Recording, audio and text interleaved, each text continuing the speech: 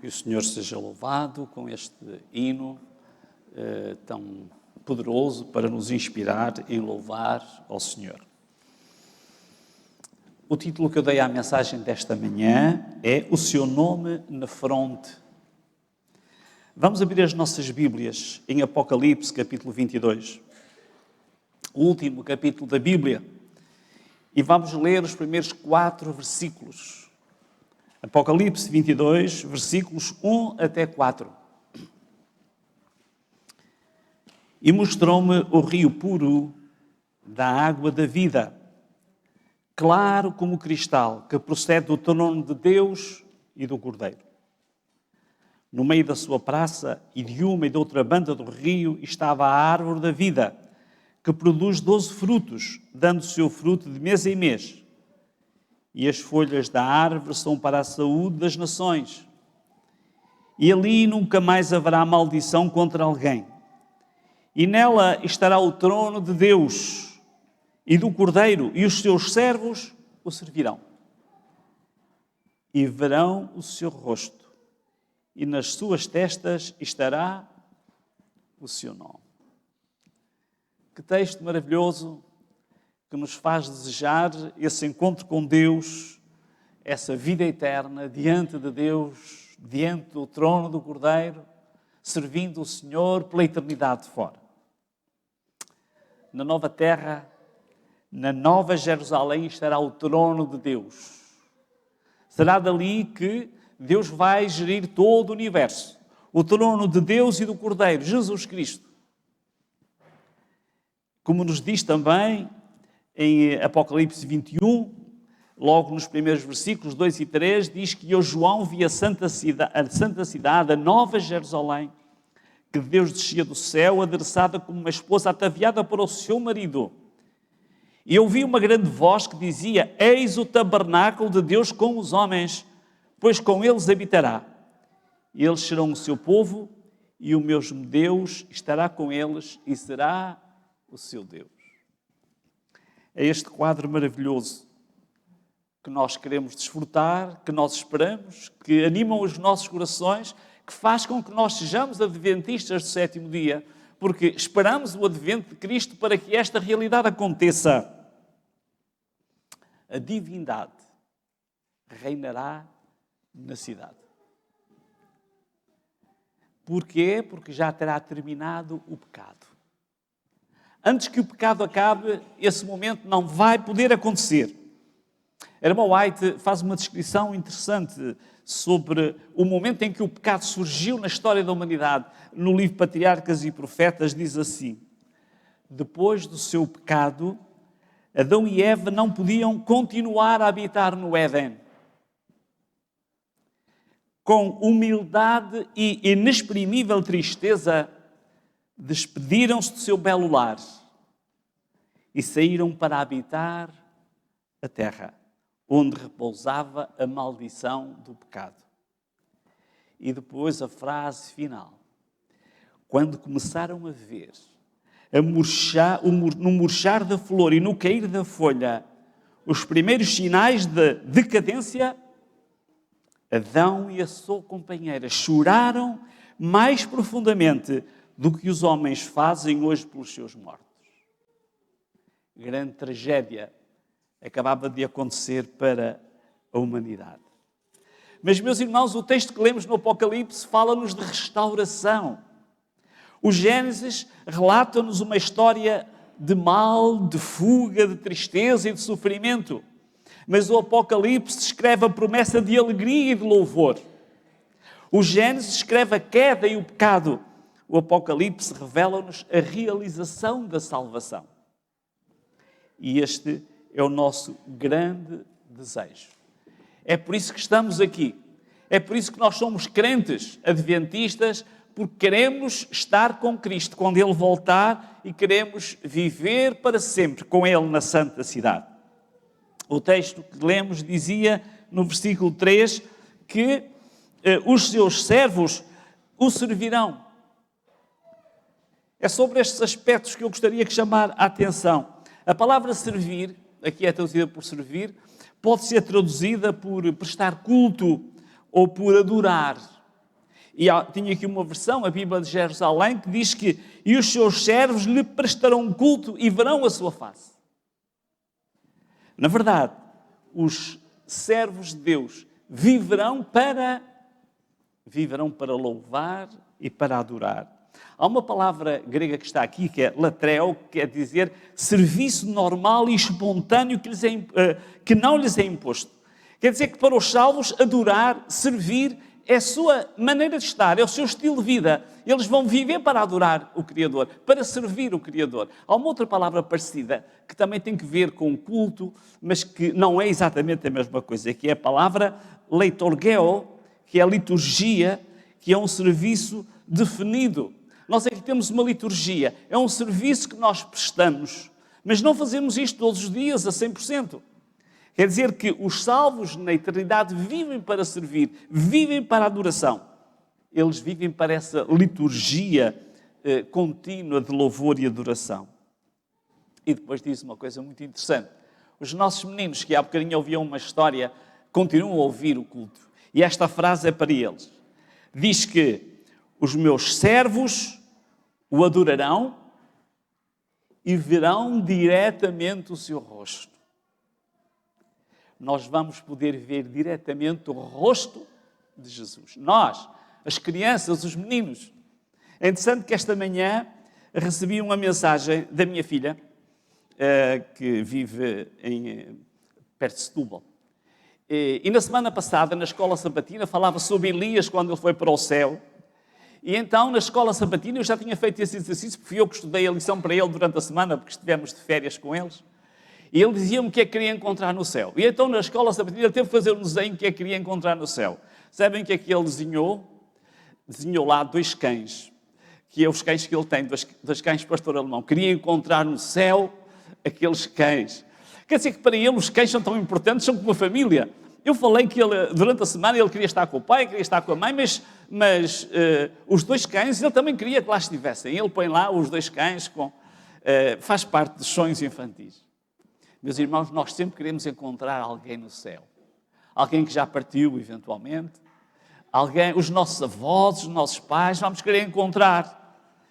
Mas, sobretudo, o mais importante é que nós possamos ver Jesus face a face. O que será? Aliás, há um texto, um hino nosso que dizia: o que será ver a Cristo? O que será ver a Cristo? Nós poderemos ver diretamente o seu rosto, falar com Ele.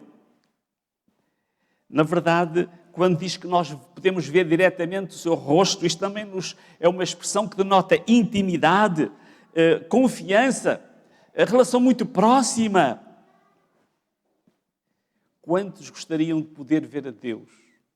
Nós recordamos de Moisés. Eu não vou ver o texto, os irmãos conhecem. Eu podia lê-lo, mas como o nosso tempo já vai avançado, todos conhecem, que um dia Moisés pediu para ver a face, para ver o rosto divino. E foi dito que ele não podia ver, senão ele morreria.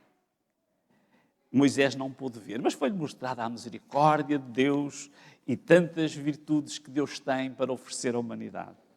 Isaías, quando ele, no capítulo 6, teve uma visão do Deus 3 vezes santo, ele pensava que ia morrer só de ter visto Deus. Mas João, eu gostava que lêssemos este texto, primeiro a João, estamos muito próximos do Apocalipse. Em 1 de João, capítulo 3, e versículo 2, diz-nos assim. Texto lindo. Amados, eu vou aguardar que todos encontrem, porque ainda ouço as folhas das Bíblias a procurar. Amados, agora somos filhos de Deus e ainda não é manifestado o que havemos de ser. Mas sabemos que, quando Ele se manifestar, seremos semelhantes a Ele, porque assim como é, o veremos. Aqui, este texto tem 2 coisas. Diz o que nós somos agora e o que nós havemos de ser. É muito importante pensarmos nisto. Porque ele diz que nós agora somos filhos de Deus, mas quando ele se manifestar, nós seremos como ele. Podemos vê-lo face a face. Pensem nestas 2 ideias, porque vamos continuar a refletir sobre elas. O que é que nós somos agora e o que vamos ser depois. Isto também tem que ver com o que nós escolhemos ser agora. Porque nós precisamos, como diz aqui, viver como filhos de Deus, para que, quando Ele se manifestar, nós o possamos ver face a face. O Apocalipse revela-nos o momento em que isto vai acontecer. Os seus servos o adorarão, diz a versão do livro, e verão diretamente o seu rosto. Nós precisamos desejar isto. Uma ocasião eu fiz estudos bíblicos com uma senhora durante algum tempo e ela dizia-me, era uma pessoa muito ateia, mas ela mesmo pediu os estudos bíblicos. Ela dizia que não queria viver no céu. Não queria.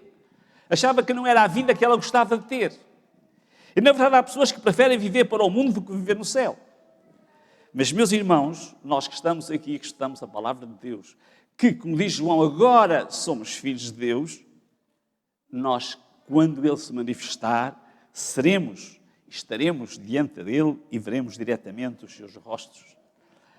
Depois diz que nas suas testas estará o seu nome. Este é um sinal de propriedade. As suas mentes e as suas vidas estarão totalmente dedicadas à adoração ao Criador. Isto concorda com o que vimos há instantes, que eles servirão para todo sempre. Encontrei uma frase de um autor desconhecido, Eu gostava que refletíssemos sobre ela. Ela diz que os deuses que adoramos escrevem os seus nomes nas nossas faces. É muito interessante, muito profundo isto. E é sobre isto que eu queria que refletíssemos. Porque qual é o Deus que refletimos na nossa face? Os deuses que adoramos escrevem os seus nomes nas nossas faces. Que nome se pode ler na face, no rosto, na testa, nos homens e das mulheres de hoje, nos homens e mulheres da nossa sociedade? Esta é uma questão que me preocupa muito. Preocupa-me muito. Porque eu, quando olho para a sociedade, eu fico assustado com os rostos que vemos, com as formas de viver, com o estilo de vida. As pessoas não estão nada voltadas para Deus, estão até de costas voltadas.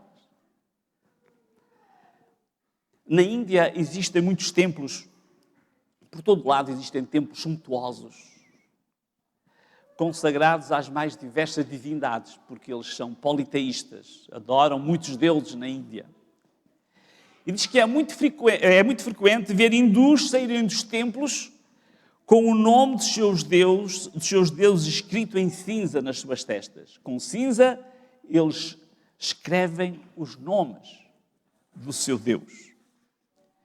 Meus irmãos, as pessoas de hoje exibem marcas dos seus deuses, marcas nos seus rostos, marcas nos seus corpos. E eu gostava de pensar e refletir, porque nós temos que ter cuidado, porque às vezes é tão sutil esta mensagem que vai passando, estes hábitos que se vão propagando na sociedade, que até nos pode parecer normal e nós, como crentes, podemos ter atitudes idênticas ao mundo. Mas nós, como diz agora somos filhos de Deus. E só se agora formos filhos de Deus é que na glorificação podemos ver o seu rosto. Eu vi uma pequena nota, por acaso, no site já há algum tempo, e por acaso agora fui procurá-la de novo e ela continua, que fala sobre as tatuagens, como exemplo apenas. Diz que a tatuagem surgiu originalmente como expressão de uma religião e tem a sua força motriz na crença. E isso deu-se especialmente entre os povos egípcios, nas tribos indígenas, grupos sociais originários africanos e asiáticos, como expressão de uma fé e vivência social e religiosa. Aliás, as pessoas hoje usam muitas marcas que têm que ver com filosofias de vida. Não é por acaso. Usam marcas que têm que ver com a sua forma do pensamento. Mas há outras marcas na nossa sociedade. Eu gostaria de um dia ter tempo para podermos falar isto de uma forma mais alargada. Nós devíamos... Eu tenho um estudo que um dia talvez possamos fazer aqui, não pode ser feito em 20 minutos num culto, mas onde compara a profecia bíblica com a sociologia e depois faz uma aplicação espiritual aos nossos dias. O que é que marca as pessoas com quem vivemos? Eu tenho aqui uma descrição, apenas uma, de um sociólogo, José Machado Paes. Este sociólogo é licenciado em Economia e doutorado em Sociologia, investigador, coordenador do Instituto de Ciências Sociais da Universidade de Lisboa. E ele tem um trabalho muito interessante, eu vou citar, como digo, apenas 3 citaçõezinhas dele. Ele fala sobre a escalada da libertação sexual com raízes na Belle Époque. Belle Époque, 1861-1914. Decorreu em França e realmente afetou a moda, afetou a forma, o estilo de vida das pessoas, daí para diante, e cada vez vai evoluindo. E ele fala sobre a libertação, as formas de vestir. Nós, se virem algumas fotografias, se tiverem um álbum de família em casa, vão ver como é que se vestiam os avós e os bisavós, e se estiverem mais para trás, vejam como realmente a sociedade, a partir de determinada altura, aqui a partir dos anos 60, mudou radicalmente. Radicalmente. E ele diz, vou ler 3 frases. Ele diz que é a libertação do pé, porque antigamente as senhoras não mostravam os pés e usavam até sapatos muito pequenos para algumas culturas, para que o pé não crescesse. Fazia parte da cultura que era errado, mas era assim. É a libertação do pé, da perna, enfim, da própria mulher. O corpo descerra-se, mostra-se e exibe-se, ganhando uma nova eficácia funcional. Está a falar o que decorreu a partir do século XIX aqui em Portugal. Século XIX. Uma frase dele só. Vou lê-la e pensem depois desenvolva um conceito. O corpo feminino vai-se sucessivamente nudificando. É a expressão que ele tem. A forma como se viam. Aliás, as senhoras da Nazaré, os tais tradicionais da Nazaré, quantas saias tinham? 7 saias. Às vezes uma hoje já não chega, né? Isto mostra uma evolução. Nós temos que perceber a evolução sociológica. Senão não percebemos o que é que está a acontecer na nossa sociedade. Fala noutros aspectos que depois, noutro momento, podemos falar. Nós vivemos num tempo muito particular. Esta semana eu li a meditação matinal e o pastor, bem conhecido de todos nós, que a escreveu, num dia desta semana, o título é Sem Tempo para Fugir. Alguns leram e lembram-se. Fala-nos de Pompeia, uma história bem conhecida. E ele diz, dado que o nosso mundo está a ficar como nos dias de Noé e como Sodoma, que outra coisa podemos esperar a não ser a sua iminente destruição? Pastor Albertino. O que é que aconteceu nos tempos de Noé? Jesus falou sobre isto. Vamos ver Mateus capítulo 24, versículo 37. Bem conhecido este texto, mas vamos lê-lo. 24, 37. Diz lá, e como foi nos dias de Noé, assim será também a vinda do Filho do Homem.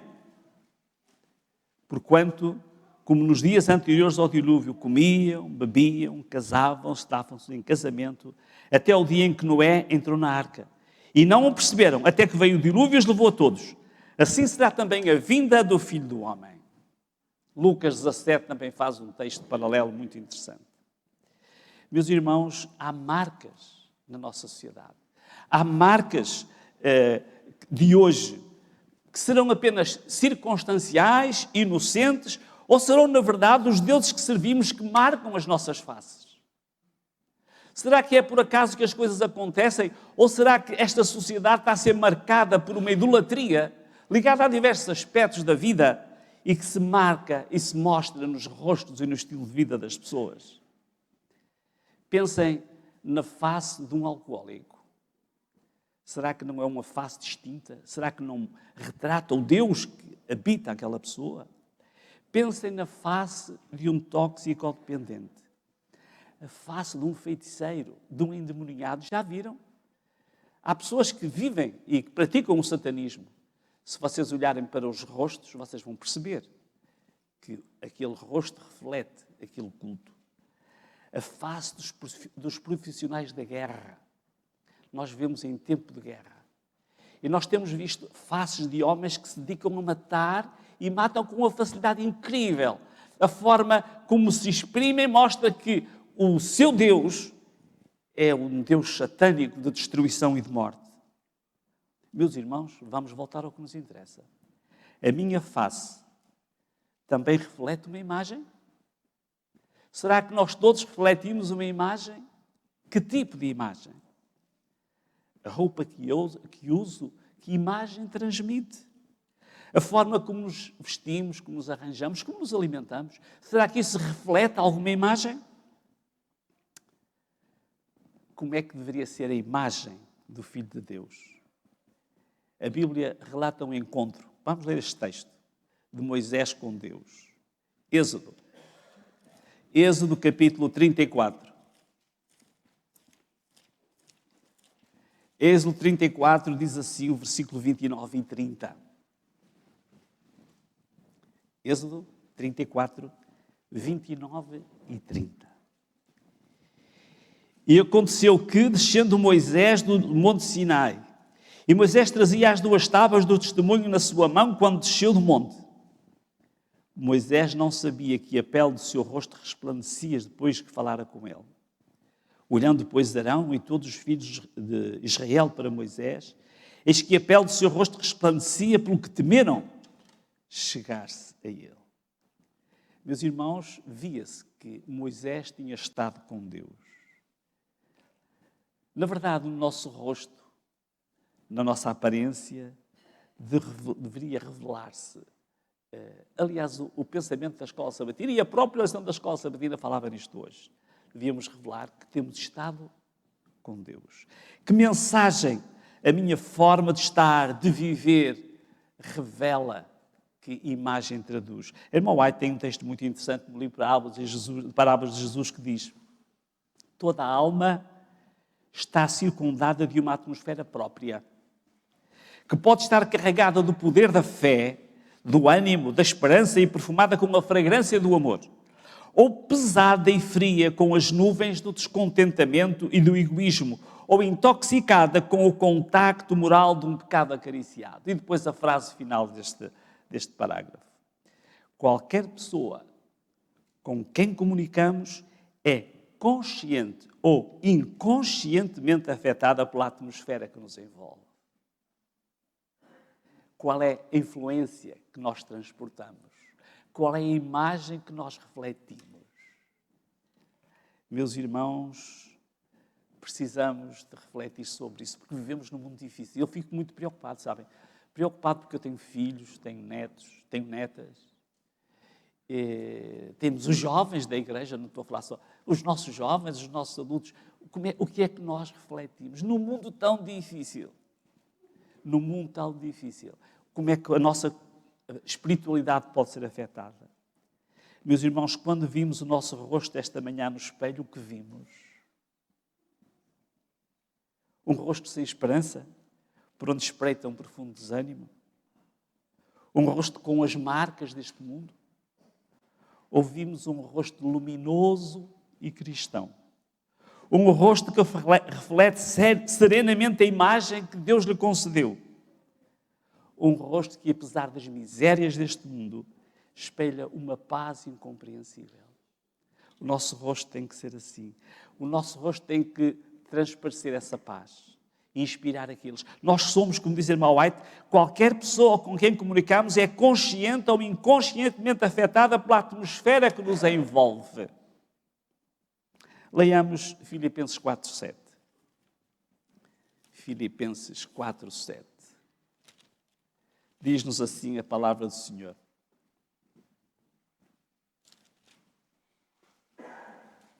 e a paz de Deus, que excede todo o entendimento, guardará os vossos corações e os vossos sentimentos em Cristo Jesus. É isto que o Senhor quer refletir. Na mensagem desta manhã, falávamos sobre o Amazonas. Temos aqui um quarteto vindo do Brasil, não é? Viveram, nasceram lá, naturalmente. O pastor falava-nos sobre que é o maior rio do mundo e falava que é um rio subterrâneo ainda, que é muito maior que o que está à superfície, que tudo vai para o mar. E ele falava que nós precisamos de ser rios de água viva.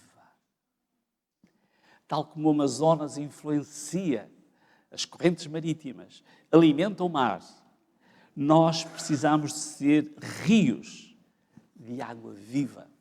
Meus irmãos, em conclusão, porque eu não quero passar da hora, embora tenha começado já ao 12:05, vamos terminar cerca de 12:30. Para podermos desfrutar desta experiência reservada aos salvos, de ver o Senhor face a face, de ver o seu rosto, é necessário que Ele grave na nossa mente e na nossa fronte o seu nome agora. Não pensa que esse nome só vai ser gravado no futuro, quando Ele vier. Meus irmãos, nós precisamos de rogar isto ao Senhor. Que o nosso rosto, que a nossa vida não queira refletir outra coisa. João descreve em Apocalipse 7 o assinalamento dos salvos. Vão ser todos assinalados em breve. Eu penso que este mundo não pode durar muito tempo quando nós vemos as condições em que vivemos. Vejam só os telejornais. E há pessoas que já nem os querem ver até. Vejam as catástrofes na América Latina, que a água arrasa as povoações, leva pessoas. Vejam os incêndios na Europa e no norte da América e do Canadá. Vejam pessoas a morrer. Vejam a guerra, como morrem jovens e jovens na guerra. Nós estamos num mundo à beira do fim. Jesus disse, quando virem estas, em São Lucas ficou narrado, quando virem estas coisas acontecer, olhai para cima, porque a vossa redenção está próxima. O que é que nos diz em Apocalipse 7:3? É uma ordem que é dada pelo céu, dizendo: não danifiqueis a terra, nem o mar, nem as árvores, até que tenhamos assinalado nas testas os servos do nosso Deus. Há um momento no fim em que Deus diz: aguentem um pouco, pede aos anjos para aguentarem, até que sejam assinalados. Meus irmãos, o Senhor está à espera que nós nos deixemos assinalar, porque em breve o fim chegará, em breve o fim virá, e nós não podemos permitir que qualquer Deus queira inscrever as suas características, os seus caracteres na nossa face e no nosso rosto. Nós precisamos de revelar o Senhor. Gostaria de ler o último texto. Efésios 4:30. Estamos a estudar o livro de Efésios. E este texto é um texto que nós precisamos de ler agora. Diz lá assim, 4:30. E não entristeçais o Espírito Santo de Deus, no qual estáis selados. Nós temos que ser marcados, temos que ser selados neste tempo final. O tempo está a terminar. E enquanto os anjos seguram ainda os 4 ventos, nós precisamos de pedir ao Senhor: assinala-me, que eu represente o teu sinal, que eu represente a tua esperança. Este texto, numa outra versão, diz: não entristeçam o Espírito de Deus. Ele é o sinal com que Deus vos marcou para o dia da libertação. O dia da libertação vai chegar, mas nós precisamos ser marcados por este Espírito. Esta deve ser a nossa oração. Nós vamos terminar daqui a bocadinho, vai ser anunciado um hino que eu gosto muito, Face a Face.